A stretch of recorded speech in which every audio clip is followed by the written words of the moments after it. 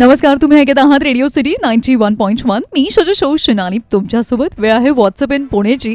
आणि पुणेकर खरं तर आपण खूप नशीबवान आहोत. आपण महाराष्ट्रामध्ये जन्माला आलो आहोत. महाराष्ट्राला ऐतिहासिक वारसा तर आहे, त्याचबरोबर गड किल्ल्यांचा वारसा लाभलेला आहे. त्याचं संवर्धन होणं गरजेचं आहे असं आपल्याला अगदी मनापासून वाटतं. आणि तो प्रयत्न आता होणार आहे, कारण शिवरायांच्या 11 किल्ल्यांना युनेस्कोने वर्ल्ड हेरिटेजचं नामांकन दिलेलं आहे. आणि आपल्यासोबत सध्या आहेत ते शिवप्रेमी, जे गेले अनेक वर्ष प्रत्येक शनिवार रविवारी जाऊन गड किल्ल्यांची स्वच्छता मोहीम हे राबवत असतात. द ट्रॅश टॉकचे केदार पाटणकर आपल्यासोबत आहेत.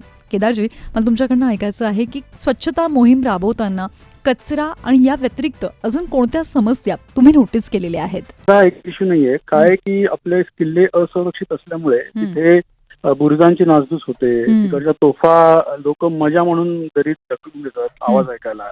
तिकडच्या मूर्त्यावरनं ढकलल्या जातात, किंवा तिथे आपल्याला माहितीप्रमाणे दारू पार्ट्या होतात. आता गेल्या 31 डिसेंबरला, आता जो 1 महिन्यापूर्वी झाला, तिथे गव्हर्नमेंटला नोटीस काढायला लागली की शिवरायांच्या गड किल्ल्यांवर कृपया दारू पार्ट्या करू नका.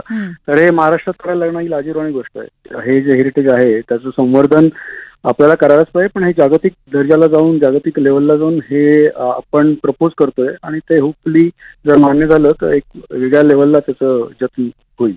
नक्कीच केदार, थँक्यू. छान वाटलं तुमच्याशी बोलून आणि तुमचं अभिनंदन करावं असं वाटलं मला, म्हणून मी सगळ्यात पहिला कॉल तुम्हाला केला. थँक्यू सो मच सोनाली, मला खूप आनंद झाला या बातमीने.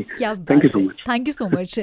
ही पर्सनॅलिटी अशी आहे ना, जी अनेक यंगस्टर्सला, लहान मुलांना घेऊन दर आठवड्याला किल्ल्यावरती जातात आणि स्वच्छता मोहीम राबवतात. आणि जिथे आपण विचार करत असतो की यार वीकेंड रिवाईव्ह, काही मस्त जागे एन्जॉय करते, तिथे खऱ्या अर्थाने छत्रपती शिवाजी महाराजांवरचं प्रेम व्यक्त करणारी ही व्यक्ती आहे. तुम्ही ऐकत आहात रेडिओ सिटी 91.1.